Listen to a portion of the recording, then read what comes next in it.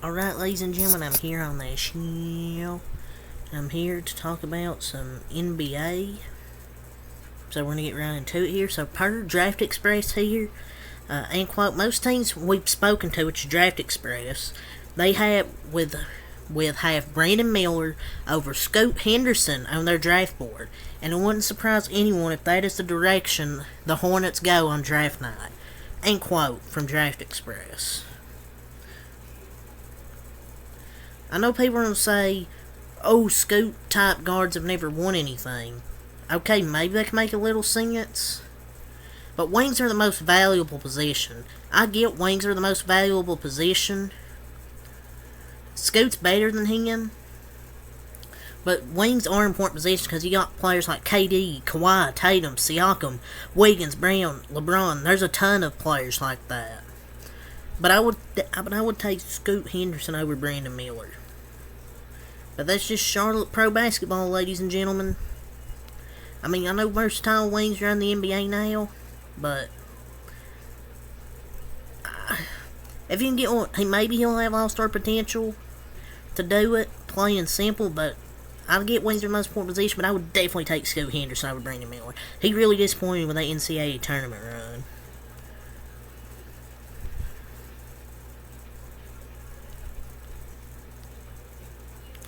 But Hornets, Jesus, he fits in perfectly in that thug culture in Charlotte, so makes sense.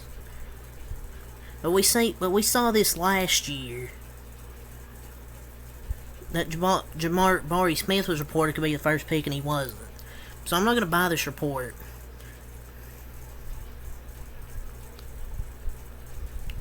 Passing up on Scoot's gonna be a mistake in my opinion, but oh well.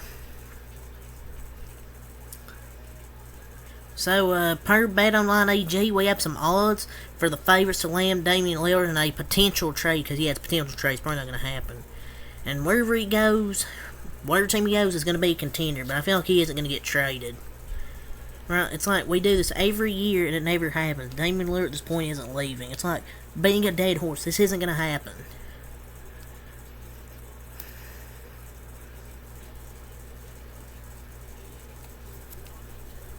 Alright, so some odds here. The favorites may be 2-1 odds. The Brooklyn Nets at 3-1 odds. So those are currently two favorites. You have the New York Knicks at a 3-1 odds. Boston Celtics 4-1 odds. Yeah, he says he doesn't want to go to the Celtics, so he can go in there. So San Antonio Spurs at 9-1 odds. The Los Angeles Lakers, of course, the Lakers have to be listed for a star player. 12-1 odds. The Mavericks a 14-1 odds. The Clippers a 14-1 odds. The Hawks 16-1 odds. The Bulls 18-1 odds and the Grizzlies are 20-1 odds. I'm not going to even try and talk about a trade because we mention this every year. Old Damian Lillard could get traded. He could get traded this team, that team, that team. But he stays with Portland, doesn't win anything every year, and then he cries and complains. So via Series 6 NBA, per Chris B. Haynes here, quote, he said this, quote, I think Kyrie is staying with the Mavericks, end quote. I mean, a duo of Luke and Kyrie wasn't bad this year, or this season. I know they didn't make the plan, but they just need to tweak that roster and make it better. Because I think they could be a good duo. They just need to tweak that roster and make it better. I don't think anyone's paying him what he wants, and no one can pay him as much as the Mavs can. No one can pay him as much as the Mavs can. They have his rights. But I feel like he's going to have to stay there by default. And they're probably the only team that will throw big guaranteed dollars at him. Their roster's unfortunate because him and Luka are a fun-ass duo. And I feel like the new CBA will only make it that much harder on top of it. I feel like the new CBA is trash. But Dallas isn't a no-win scenario. It's either give Kyrie the max or let him walk. Plus, the new CBA just made that shit really harder. So, yep. But I really think this is just a assumption. I don't think this is any true or false. We'll just have to see if the Mavericks pay him. Draymond Green crowns the Denver Nuggets as the 2023 NBA champions after taking a 3-1 lead over the Miami Heat. He should know not to underestimate a 3-1 lead, but yeah. Except the Heat don't have prime LeBron and Kyrie. The Heat ain't winning this series. Series is over. So via 5 Reasons Sports, Max Strus is shooting 20% on wide open threes in the NBA Finals. Strus get to China, baby. Max Strus hit a 3 challenge? Impossible. Yes, dude's been trash this year. He's went back to reality. There are rumors floating around that DeJounte Murray might be available at the right deal, per Eric Pincus. Man, the Hawks might, I don't know. He wasn't the right fit, and I felt and his consistency, he wasn't the right fit to this team. And the Hawks gave all that for an all-star replacement. And remember this trade where the Hawks received Murray and Jock Landale just for him to go to the Suns, and the Spurs got 3 first-round picks, a pick swap. They got 3 first-round picks in return. They're already regretting that trade. So the Hawks are definitely regretting getting DeJounte Murray. Now he might be available at the right deal. But the roster definitely needs some real retooling. But ideally, you give Quinn Snyder a full offseason with DeJounte and Trey and see what you have until the front court needs. In my opinion, the front court needs more work than the back court. But they need to make some changes this offseason once again. Not surprise Murray, and maybe even Trae Young. If I don't even say if it's likely Young could be had in the right deal, maybe. But they're not going to trade Trae Young. Like, they've had solid performances together, but they're so stagnant off the ball. Never thought the Atlanta Hawks were going to be pretty good with him and Trae. They're just not those guys.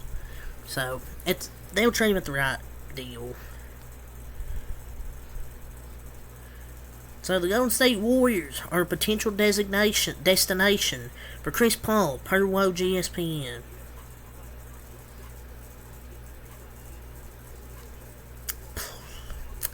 I want to say please no, but he's not a shot chucker. Like, he'll get past good in our system. Like, in our system we have, because he's a really great passer, one of the best passers in the league.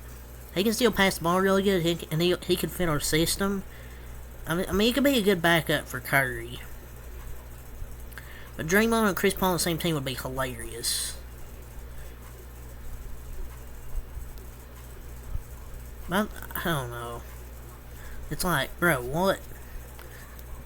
But but that kind of gives the second year some juice and another high IQ playmaker on the team. And he's going to be 30 now. It's hard to say what CP3 is willing to do or not if the pitch is good and there's a chance for a title.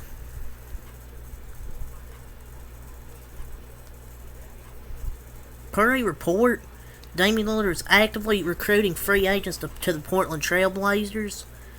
When is he going to give up and just force his way out? I get you want to stay loyal, but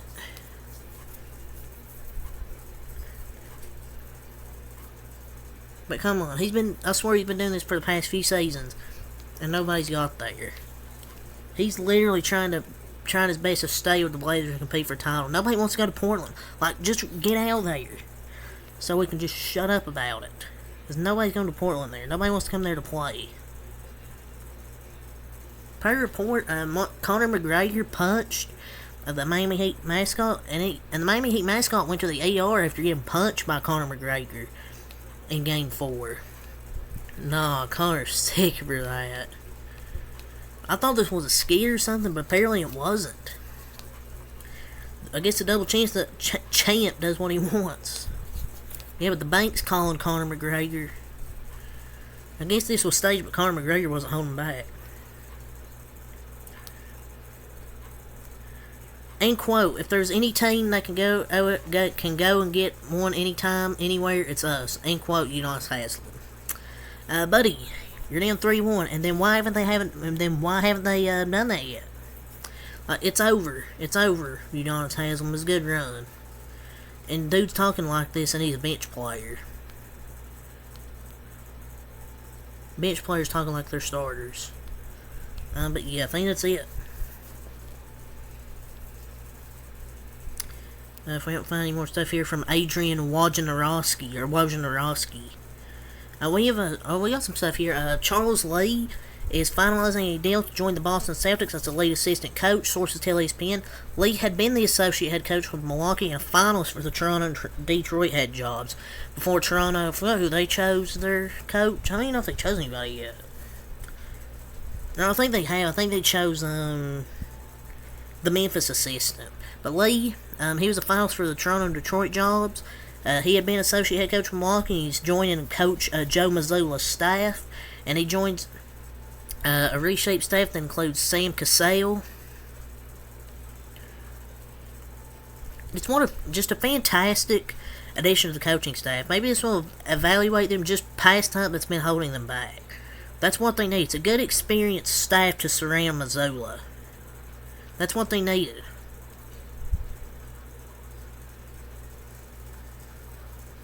So he's now the lead assistant. Yeah, I got this right here.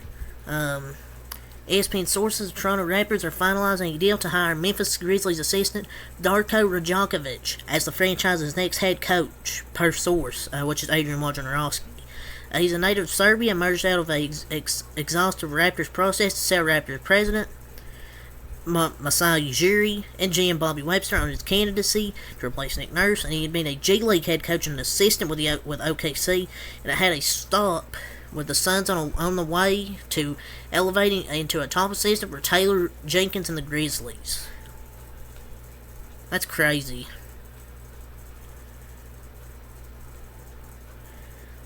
I feel like I've never heard him. I feel like I've heard of him before because he was the assistant for the Grizzlies. If I was a Grizzlies fan, I'd be happy but sad at the same time. I thought he was a good assistant coach. But I feel like rebuild is gonna start now. I don't know if this is a good hire or not. I mean, I think it's a decent hire.